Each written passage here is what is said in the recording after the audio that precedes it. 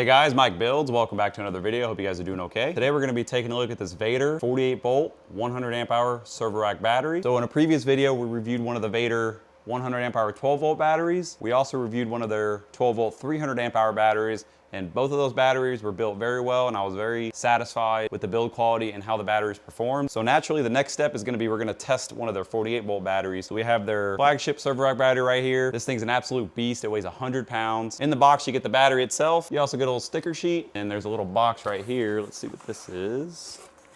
Oh, nice. You get a set of 6-gauge cables. These are the actual mounts, so where you can mount this in a server rack. Because right here on each side, it's flush. So if you put these on, it'll actually have some mounting faces for you to bolt this to a server rack. And they actually do make a server rack specifically for this battery. And then you also get your manual and your warranty card. So right here just kind of goes over some of the specs. 5120 watt hours. Tells you all the settings about the screen, how to store it long term, how to connect them to the server rack, charge, discharge curves. And yeah, that's it. Just a bunch of other information. I always do advise you guys read through the manuals on any battery you buy. So for quite a while now, I've been running these EG4 server rack batteries. These are the LL version 2s. These things have been rock solid, but these do cost a premium. Around the time of the recording, these go anywhere between $1,300 to $1,500 depending on where you buy it. And right now you can buy the Vatrer on Amazon for under $1,000.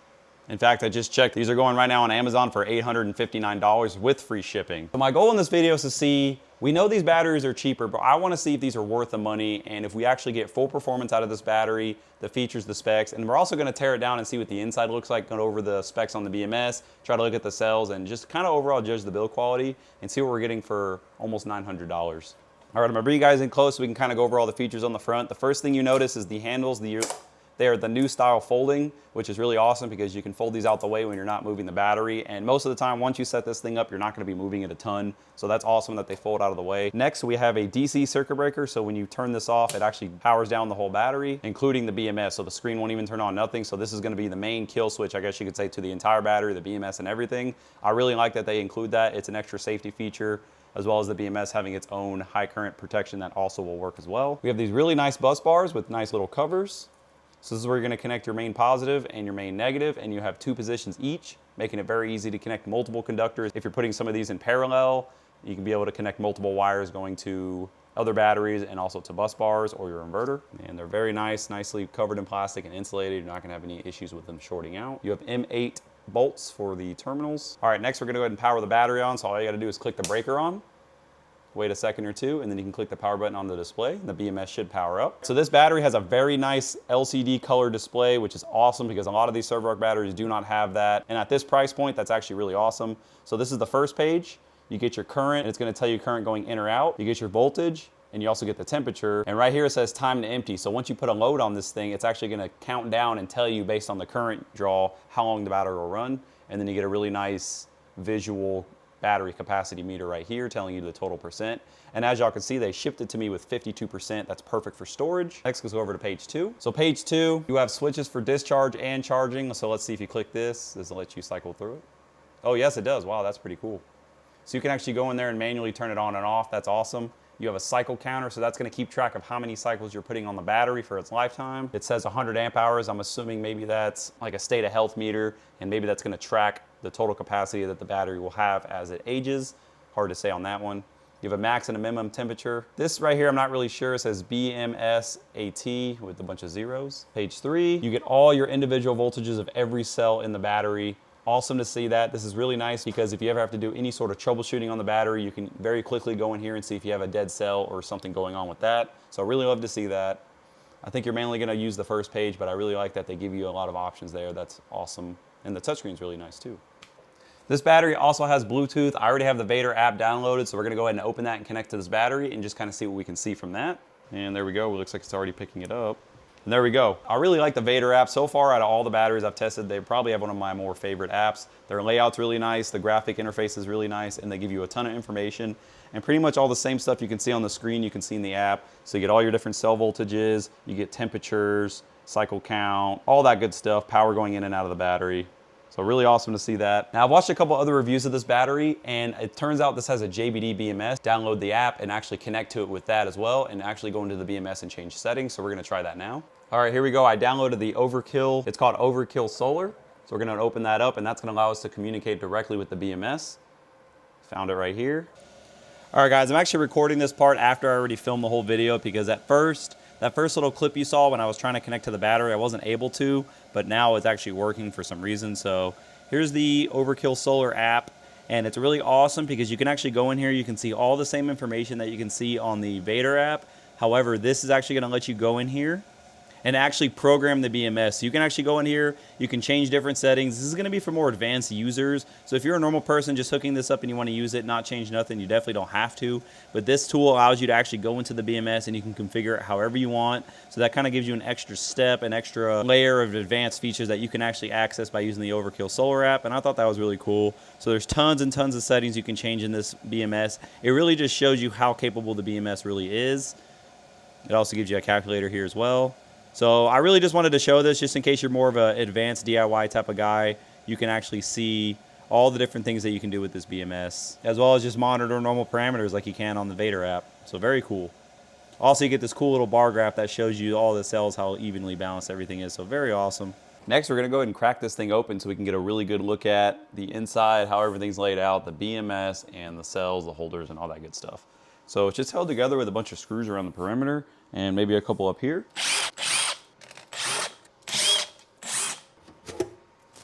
The inside cover, a lot of nice foam to put pressure on everything in here.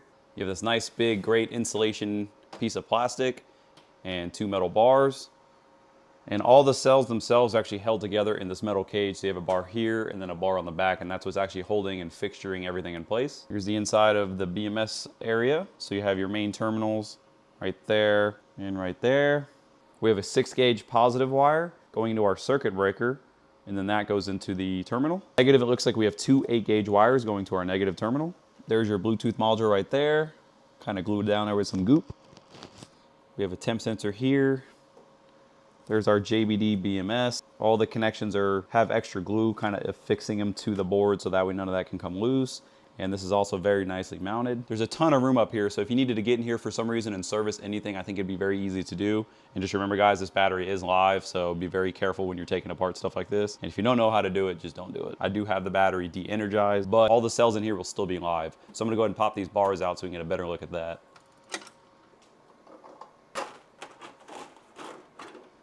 All right, there's our insulating sheet. First little look inside this thing. Looks really, really nice. All your BMS wires are nicely loomed. These are those big metal supports that are compressing the whole battery together. You have a very sturdy metal frame inside of this that's gonna keep all of this very well secure. Nothing's gonna move around, shift around, none of that. Bus bars are actually bolted down, and Vatrers are the only batteries that seem to do that. Personally, I'm a huge fan of that because if you ever wanted to rebuild this battery or repurpose any of the equipment in here, say when you wear the battery out, you can actually go in here and repurpose everything you see because they're bolted to the cells. And assuming you found cells that are the same dimensions with studded terminals, you could even replace the cells way in the future if you ever somehow wore this thing out. Although I doubt that because these things last a very long time. I know some people are kind of worried about the studded terminals because there is risk of these being loose or maybe the connections aren't very good. But to me, it looks like they mark all of them, maybe as a quality control step, just to make sure they did torque all of these, and they all look really nice. The only unfortunate thing is I'm not gonna be able to actually see any QR codes on the cells without having to take all this off, and I'm not really willing to do that because I don't want to damage anything. Here's your main positive connection going to the circuit breaker, and then our main negative is gonna be here. But very nice, very clean setup. Very good Vatrer. This looks awesome. This is the kind of quality I would expect when you're paying this much money for a battery. In fact, this kind of goes beyond what I assumed the battery was going to look like. Maybe in a future video we'll tear apart one of my EG4 batteries and compare and contrast the insides just to see how much better this is, if it is better at all, for the significantly more price you have to pay for these. Now do keep in mind with the EG4 LLV2s, you do get fire suppressors in here. You do not get that in here, but personally that's not a huge worry to me, but that is something to keep in mind when you do pay for the more expensive batteries. But yeah guys, this thing looks freaking awesome, so let's button this thing up and start testing it. All right, in order to make testing this thing easier, I went ahead and mounted it to this hand truck. It is completely safe to mount the battery either flat down like this or standing up like this. So do keep that in mind if you're figuring out how you want to mount this. You can't mount it upside down. You always want the Vatrer part facing out or up. You don't want that facing straight down. Just keep that in mind. These little hand trucks are the best. If you guys have a lot of batteries and don't have these, y'all are hurting your backs, I think, moving these around. But maybe I'm just weird. I like to have mobile setups. We're gonna go ahead and get the Vatrer battery fully charged. I have this DC House 18 amp 48 volt charger, and this is gonna stop charging at 58.4 volts. So that should be the perfect voltage for this battery. That's cool. The little meter will tell you time to full. So we have an hour and 48 minutes. I have our Vatrer Server Rack battery completely fully charged. So 100% there. I went ahead and set our capacity meter up for a test. So we put it at 100% state of charge, 100 amp hours. This is gonna count the amount of amp hours we actually get out of the battery. And as far as the load, we're gonna use our SunGold Power all-in-one 48 volt, 5,000 watt inverter. And we're gonna put a 0.2C load on this battery, which is going to be about 20 amps of load. 20 amps or close to it. About 1,000 watt load. The battery meter on the Vatrer says it should last about 5 hours. So once the test is done, we will see the final capacity number stored right there.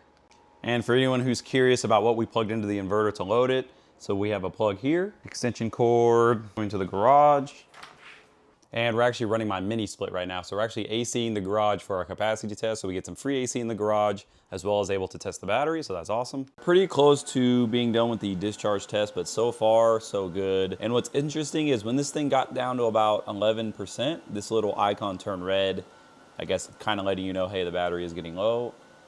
We're at 91 amp hours. This showing 8% remaining, this showing 10%, so I think we're gonna pull a little over 100 amp hours. Cell voltages all still look really good. Everything's holding out really well. But we'll see what the final number is, but just wanted to show you guys that. Thought it was kind of cool.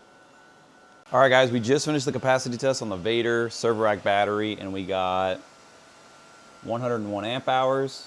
If you come here, our cell voltages are almost to 2.5 volts, but not quite.